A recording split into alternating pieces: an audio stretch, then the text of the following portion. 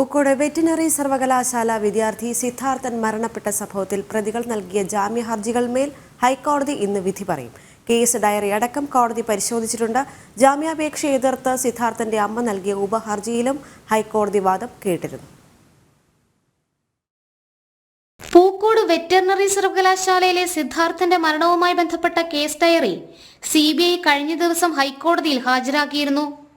ഈ case diary അടക്കം പരിശോധിച്ച ശേഷമാണ് പ്രതികളുടെ ജാമ്യഹർജികളിൽ ഹൈക്കോടതി വിധി പറയുന്നത്. സിദ്ധാർത്ഥന്റെ അമ്മയെ ഹൈക്കോടതി നേരത്തെ ജാമ്യഹർജിയിൽ കക്ഷി ചേർത്തിരുന്നു.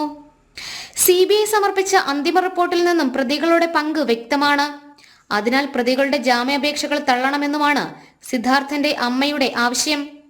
അതേസമയം ശരിയായ നടപടിക്രമങ്ങൾ പാലിക്കാതെയാണ് കുറ്റപത്രം സമർപ്പിച്ചതെന്നും 60 ദിവസമായി ജുഡീഷ്യൽ കസ്റ്റഡിയിൽ തുടരുകയാണെന്നും ജാമ്യം നൽകണമെന്നുമാണ് പ്രതികളുടെ ആവശ്യം. സിദ്ധാർത്ഥൻ നേരിട്ടത് ക്രൂരമായ ആക്രമണമാണെന്നും പ്രതികൾക്കെതിരെയുള്ള ആരോപണങ്ങൾ ഗുരുതരമാണെന്നും വാദത്തിനിടെ CBI ഹൈക്കോടതി അറിയിച്ചിരുന്നു. ശാരീരികമായ ആക്രമണവും അപമാനവും സിദ്ധാർത്ഥനെ ആത്മഹത്യയിലേക്ക് നയിച്ചു. എന്നിരുന്നാലും രണ്ടാമതൊരു വിദഗ്ധാഭിപ്രായം ഇക്കാര്യത്തിൽ വേണമെന്നാണ് CBIയുടെ നിലപാട്. ജനം, കൊച്ചി.